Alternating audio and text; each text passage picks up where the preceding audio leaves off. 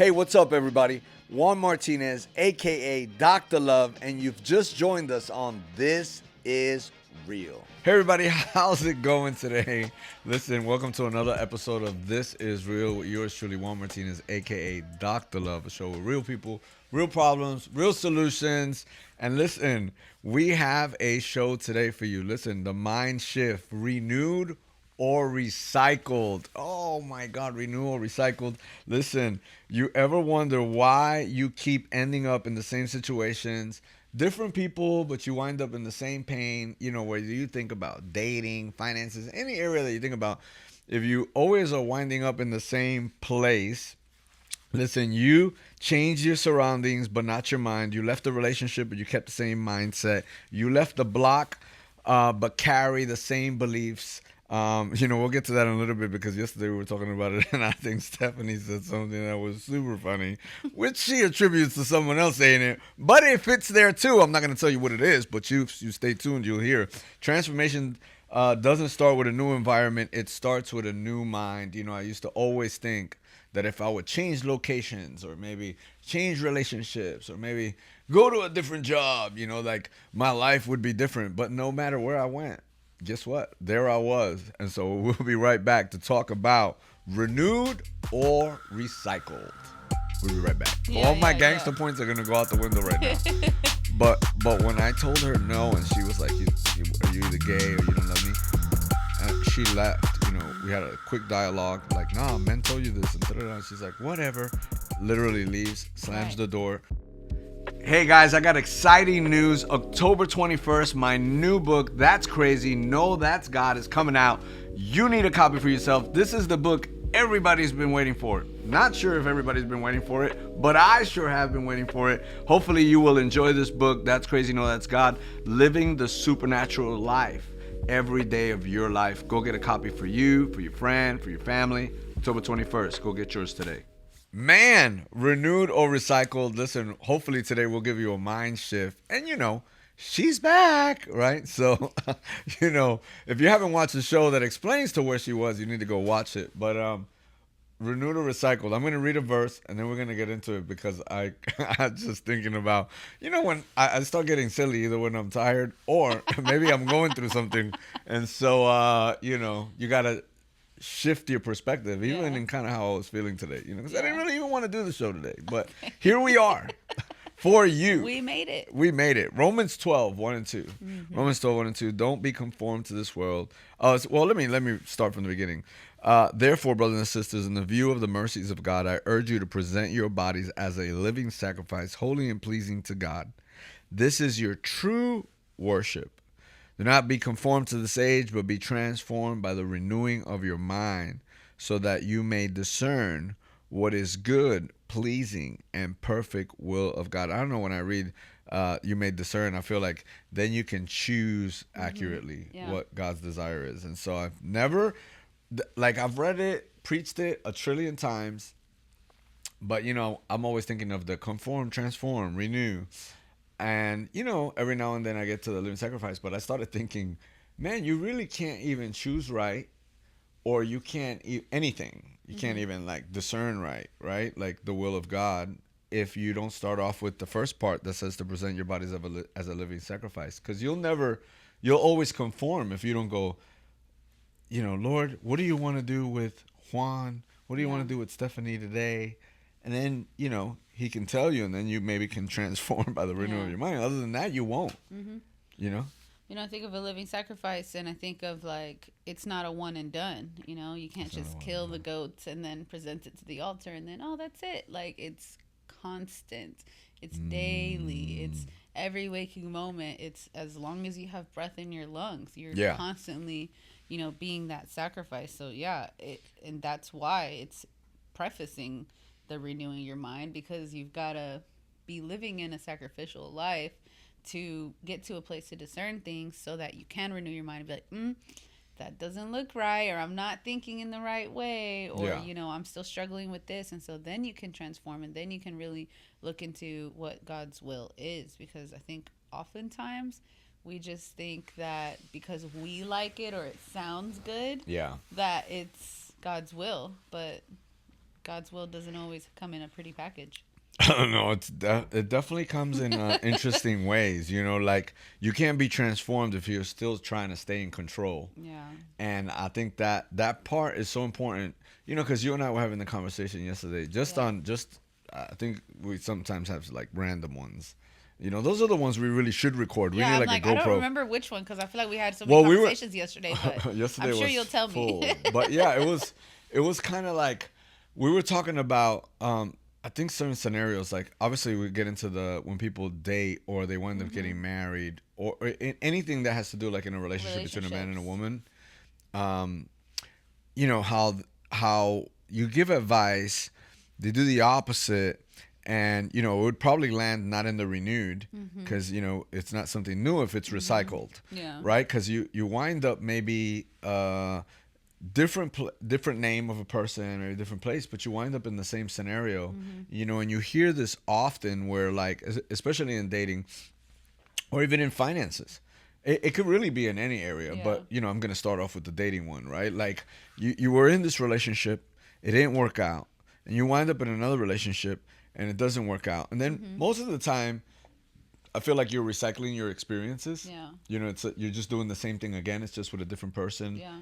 And a different name, but you picked the same. It's the same type of person, just a different name. You didn't change like you said yesterday, your picker. You didn't change your picker. You just chose the same. Same thing, and then people get really frustrated. Yeah. Or somebody's trying to teach you something about finances, and you keep doing it the same way. So you think like more money, because this is a misconception too. Because it's funny the way wealthy people live and the way somebody that isn't wealthy, maybe even poverty, tries to look wealthy. Yeah. And so you could give them advice, and it's just two completely different mindsets. And so you could tell, because it keeps recycling. So you get a job with more money, but because you don't know how to steward it, you wind up being in the same place. Yeah. You get a raise, but nothing gets better in your life because you don't know how to hold it or invest it. And so you wind up in the same place. And I feel like we have a lot of people that are recycling experiences because we haven't really surrendered, which is actually our true worship. It's this posture of your heart. So, anytime I see worship, I just think we've done a bad job also of like, we're going to go to, and please hear me, I'm not saying worship nights are bad. I'm just saying like when we come together and we're singing, I don't think they're bad, but I think because we've always called them like worship nights, or we've just really attributed, even by us saying that, right, if a person really doesn't know, let's say, and they never read the verse, they're thinking, oh, worship night. They're not thinking, posture our hearts tonight, Lord, so that we can be obedient to what you have to say. We're thinking, we sang our hearts out. And so it's like, no, like your true worship is when you go, use me, Lord. Today I will talk to whoever you need me to talk to. Right. I don't even know if, I think like, I think everybody should start like, I used to do the use my eyes, Lord, use my ears, I think I've slowed down on that, and I just encompass it to like a sentence, use me, Lord. But I don't think we do that. So I think most people are recycling their experiences. You ever had anything you recycled, like you kept doing in your life that you were like, ugh, frustrated about, but it kept happening? You're like, the dating. A lot of things. A lot of areas in my life. But yeah, one that I like to speak on a lot is relationships, because I don't know. When I talk to people about it, I'm like, there's just this one moment where the light bulb finally went off. But prior to the light bulb going off, in my mind, I'm thinking, oh no, it's different this time, and I'm not doing the same thing, and I have changed, or I have grown, or I'm not, or that person has changed, or whatever the case is, and so it's like, until that light bulb went off and that really it's revelation, then it was just the same, like you said, the same characteristics or the wrong priority or attributes of like, oh, this is what I want, or even based off of, like you said, what people think, or what family or what your friends think. Oh, well, you do this, so you should be dating someone that's like this, and because you're like this, then even growing up, and I try to share with young like girls and stuff, where the believer part of like, oh, you know, when they start dating and they're like teenagers and stuff like that, it's like, well, he goes to church too, you know. I'm just Yeah, like, yeah. doesn't matter.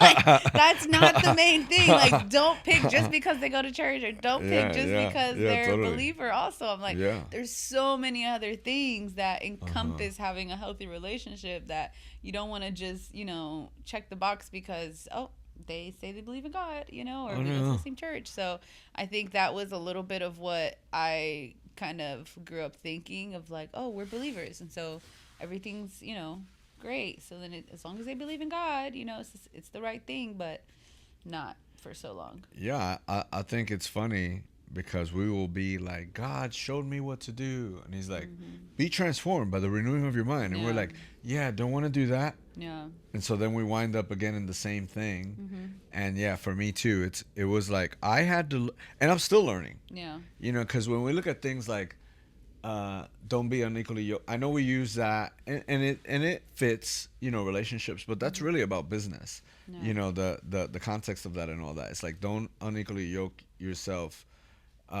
because let's say two business guys, you don't want to unequally yoke yourself because the motive's gonna be different than this one. So you don't want to yoke yourself to that because the reason why you do it. So even in like when you start renewing your mind, I feel like there's this, I don't know, sometimes you just feel like there's always going to be a bigger group, you know. I don't know if you experienced this, but there's always like a bigger group when you renew your mind of something and your character's different and you're in a group.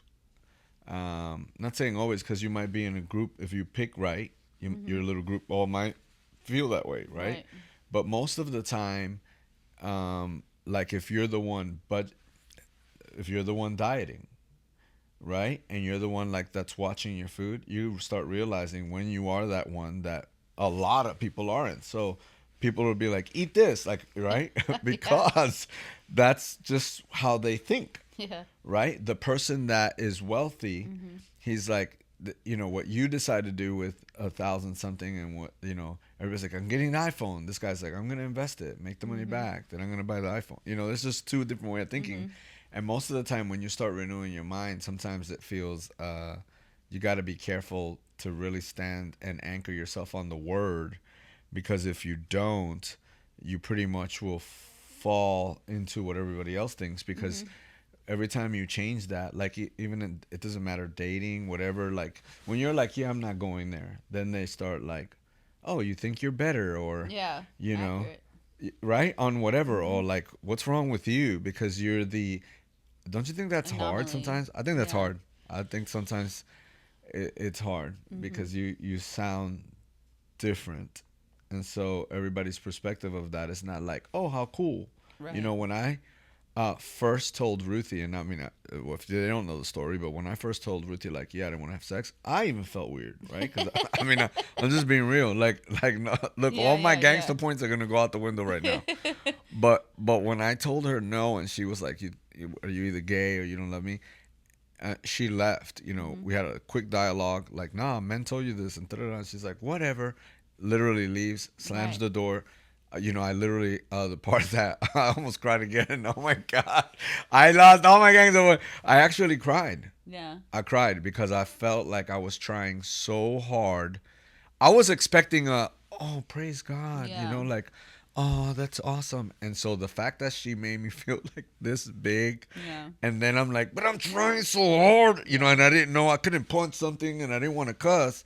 So I just felt so like, why even do this? Kind of Yeah. like I remained because I think my relationship, I just really wanted this relationship with Jesus.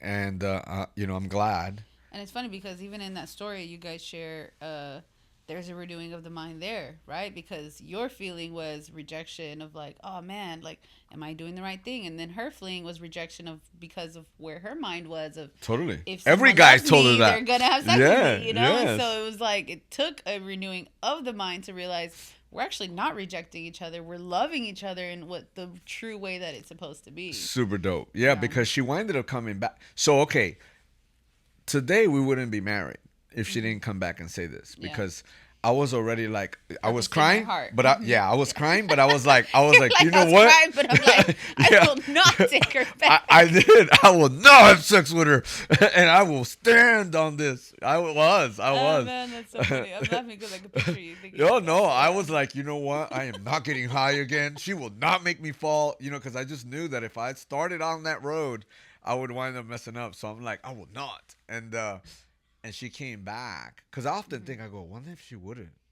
Like, she came back and she was like, she goes, if that's what you want to do and you feel like that's of the Lord, then she's like, fine. Because I was like, you're not married right now. I said, why? And I'm like, I'm not married. I go, why? I go, because we did it how we wanted to. I go, don't you want to try one time? Right. And so if she came back and she was like, hey, whatever you want to do, was like, because if not, I was gone. Yeah. We wouldn't. Man, will we be here? Oh, it'd be weird. We'd be here. I told her, I go, hey, you would have been at the church. She would have came. Alternate universe. She would have came to the altar. I always tell her, you know, if you wouldn't know, you would have missed it. That's I would have funny. been still doing this, and you would have been right there on the altar with your husband. Ahí llorando. Come on. Listen. Oh man, but it is. It was a total renewing, and that's my point, and not falling for, you know, really being anchored to the word to say, look, I know this is what the word says, and it might cost me a relationship. It might cost me, because here's the crazy part. We look at success, just everything, money, Instagram, shine. But that's not success, because I know people that have a home here, Don Babin, and always in a place of like complete poverty, lives in like huts, you know, all this crazy stuff. And it's just, you know, Don, he's like super happy, right? And he wouldn't trade it for anything. It's getting hard for him because he's getting older. Yeah. But he like, oh, I'm doing the kingdom work. And it doesn't matter. He could go, he had a big thriving church. He could have made tons of money. That's irrelevant to him. He's like, I got a house. I want it paid off. You know, can I eat?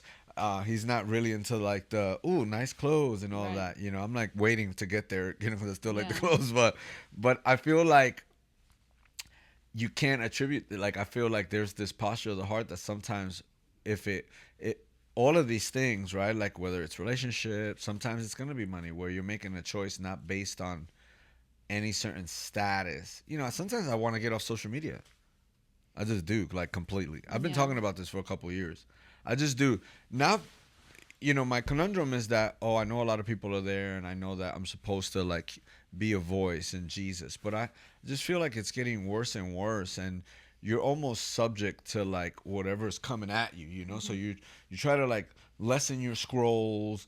You know, now whatever you click, you know, they're just going to keep sending. Like, if you just wanted to see it one time, now you're going to see it 1,000 times. So I just feel like it's making the planet worse and worse, even though I see the gospel moving through social media fast. But even that, everybody's fighting. So I don't know. I feel like Jesus would have still been like, maybe he would. I don't know. You think Jesus would have used social media? I don't know. I can't say that he would have himself. I feel like he probably just, you know, be the main character in someone's story. They would have been. Like, yeah, they would have been like blasting all Jesus. the, you They would know, have been blasting. shots of him preaching and from different angles and all that sorts of stuff, and him, oh look, we spotted him, you know. I think he still would have been very relational though.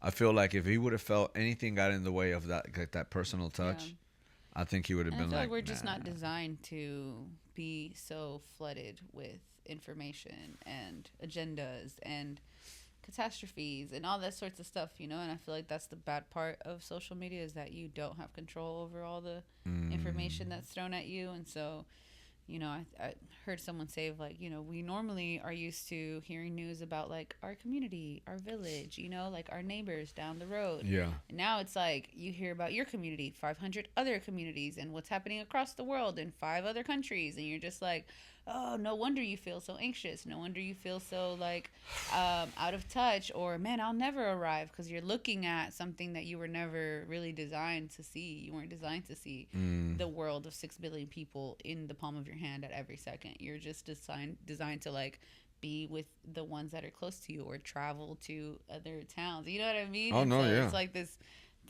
what is it, like this instant travel and instant information in our hand all Oh the no, time. listen, I don't usually answer, but I answered.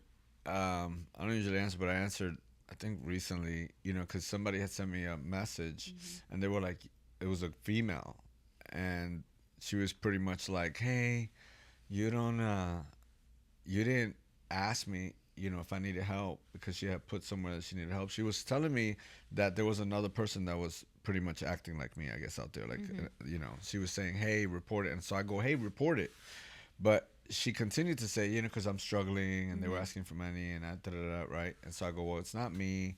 And so then she goes, and so later she winds up sending me a message that says, you didn't ask me if I needed help and stuff.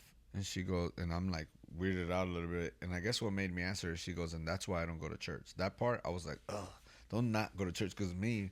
And so I had to pretty much respond that, hey, first of all, I didn't know if you were even a real, like, nowadays you just got to be careful. And second of all, I'm married, so I don't spend my time on social media. And the crazy part is that April and all these people like all of my social media. So I don't know if they read it or not, but I had to tell her, like, I'm married. So what does it even look like? I'm not. Like, I'm sorry. But my point to that is, even in that, I have to, because if not, people will make you do things that they want you to do. But I have like certain standards. So I'm not going to get on a whole conversation with you, some girl from I don't know where. I don't even know you if you get rap. Could be no a offense. girl, could be a guy, like you just never know. Totally. But even if she was a girl, like, you're not in our community. I think it's wise for me to not engage in that because you do it once, then you do it twice, then you know, nobody starts off with, I want to fail. Like, it starts off with a good conversation. Yeah, intentions. So I'm like, nah, I ain't going to do that. If you ain't like one of the leaders here or you ain't like,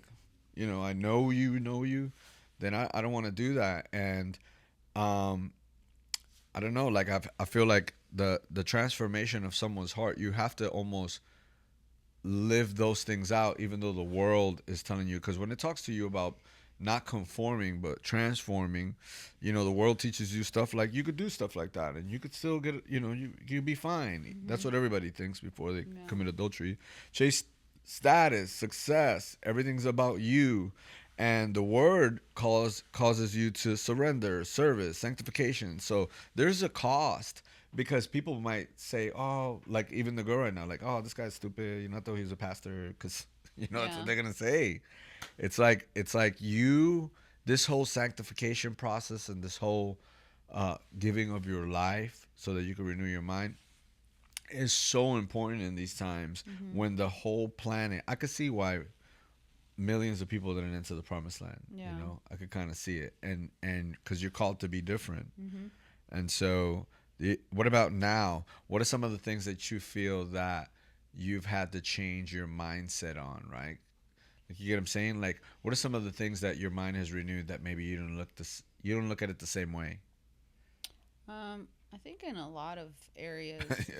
You're like, a lot the other way, a lot this way. Well, because, you could just go down and talk about one thing for, ever. But I think in a lot of areas, I think for myself, a lot of perspective and because I think even with, that's why I say just because something's good doesn't mean that's God's will in someone's life, and so I feel like for me, perspective on, and I think we spoke about it the other day, on like control in the sense of you want people to do well, you want people to change, or you want to see transformation in your family or in your friends' lives and all these things. And so I feel like the renewing there is the fact that I just have one job to do, and it's funny because the second part of that verse, it says, so that you may prove what the will of God is. So when I think of prove, it's like, that means someone is going to go and question whether that's factual or not. Yeah. And so it's not up to us to be like, hey, I'm renewed and transformed. It's up to someone else to say, where's the proof in that? Oh, they are, because really the proof is in their life. The proof is in their speech. The proof is in the way that they operate in business or relationships or whatever. And so I feel like changing that mindset of do whatever you're called to do. If God calls you to pray for people, to speak to them, to go and have a conversation, or to not have a conversation anymore, it's not in my hands to basically control the outcome of their surrender, their transformation, their decision to give their lives to Christ or not. And I think sometimes I get passionate about that because I'm like, don't you see, like if you just did this, your life would be here, or, your relationship would be better, your marriage, or your whatever, your finances. And then it's like almost this personal, like you take ownership of it when it's not mine to take. So I think that renewal, has happened in my life a lot. Because I think it's without intentionally doing it, I believe that you're basically saying, well, I'm God in their life because I'm saying this is the timeline for which this should happen, or this is the method, And I think that's crazy to even pause and think about, because you're thinking, no, I just want them to do better, and I'm just counseling them, or I'm just mentoring, or I'm just this or that. For 5 hours. Yeah, but it's like, but hold on, like, let God do what he's going to do, and don't make it about you. And so when you think of it in that way, then you have to sort of have that reverence of like, and like, man, I'm sorry, Lord, that I thought it had to happen on my time. I'm sorry that, I tried to force it in the way that I wanted to, or something like that. Yeah. But that's one thing. I mean, I could keep going, but no. I mean, I've had that same thing. Mm-hmm. It's like, I think everybody goes through it because of our passion to see really people change. You do get the, I used to call it the Superman complex, mm-hmm. Where you're like saving everybody, Mm-hmm. But I think a lot of times, in that you wind up hurting yourself. Yeah. Trying to chase somebody that, there's all these scriptures where, it talks about not really like a cancel culture, because, that's totally different. We want to cancel everybody in the planet, and everybody's outraged culture and all kinds of cultures. But in the Bible, there are moments where it says, divisive person, you warn them twice, mm-hmm. You kind of mm-hmm. tell them to go. More because at that point you understand that they're not really a brother in Christ. So you can only do so much. Only mm-hmm. Jesus can save. Like, you really can't save them. Mm-hmm. And so, to live out, I wrote out what it looks like lived out and not lived out. So to live this out, you filter your decisions through God's word, not your feelings. You stop copying the practices of the world, and you start carrying the word. Because everything's in the word. It's kind of crazy how everything is in the word. Like, mm-hmm.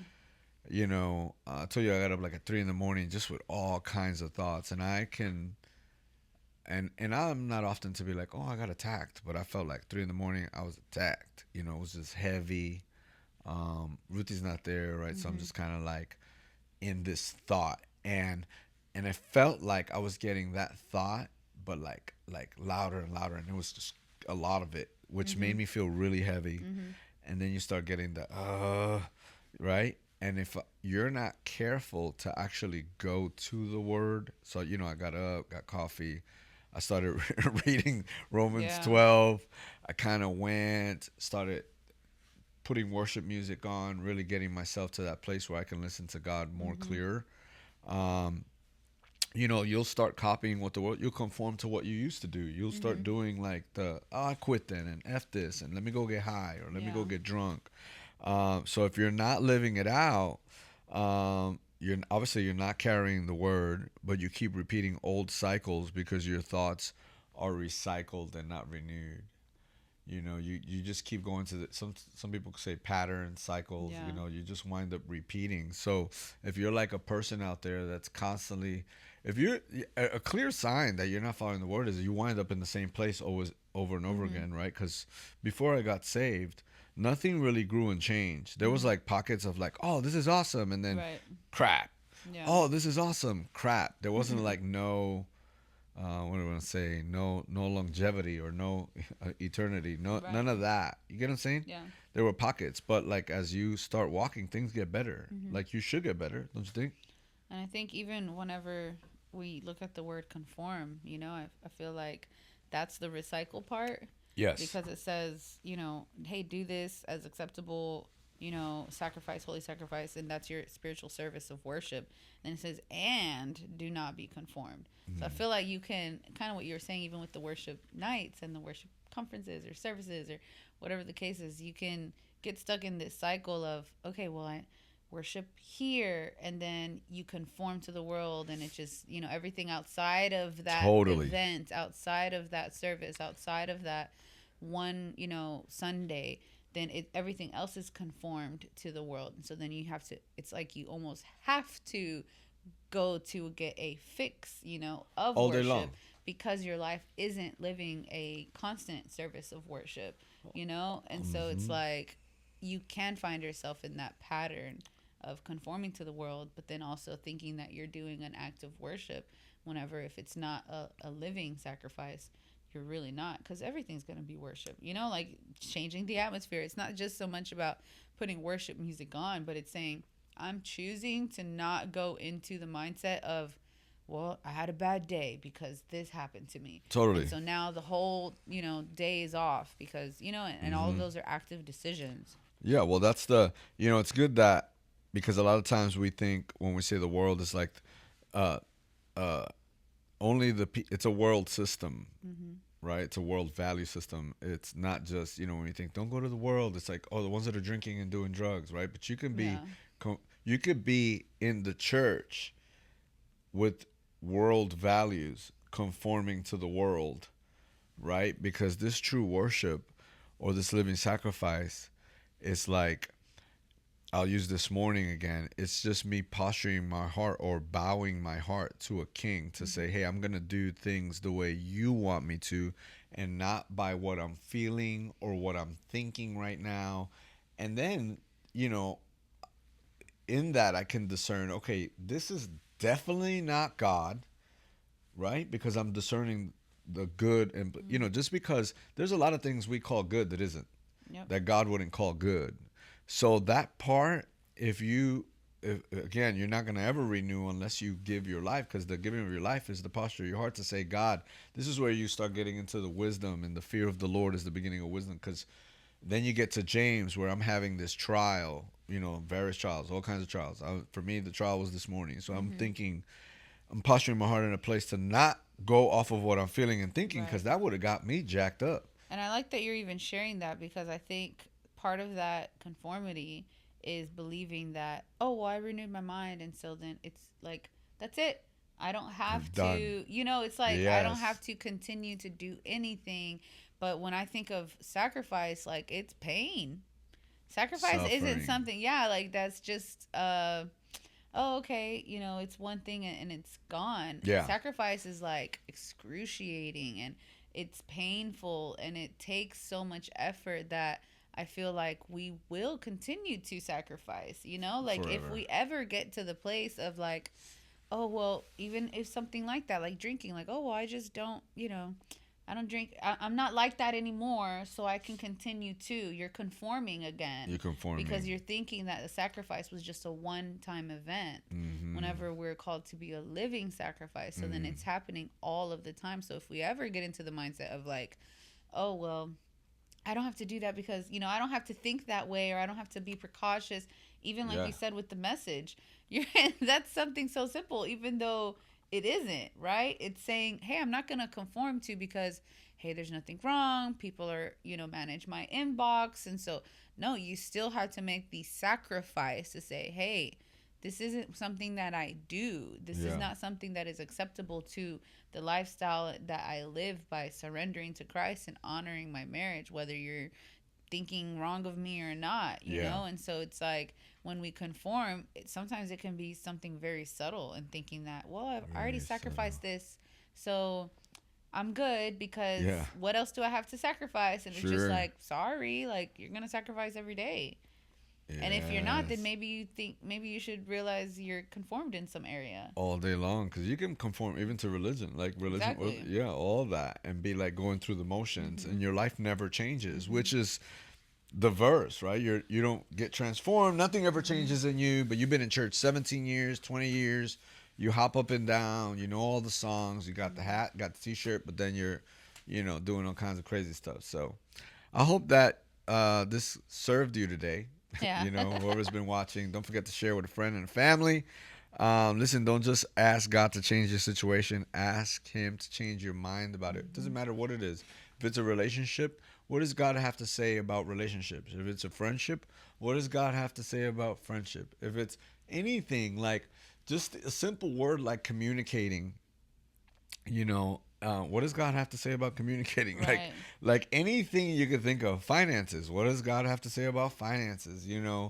There's a plethora. If you have anything you're going through, you can ask God for wisdom, and He's not cheap with it. He says He just gives it to you as much as you want for everything.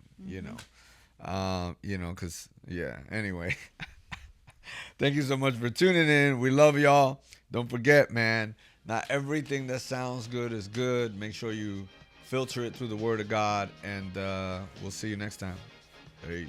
And that's a wrap. Thank you so much to all the real ones for joining us every single week. You can be a part of the crew by following us on all our social media outlets. Also, you can write us at P.O. Box 671626, Houston, Texas 77267. And don't forget, stay real.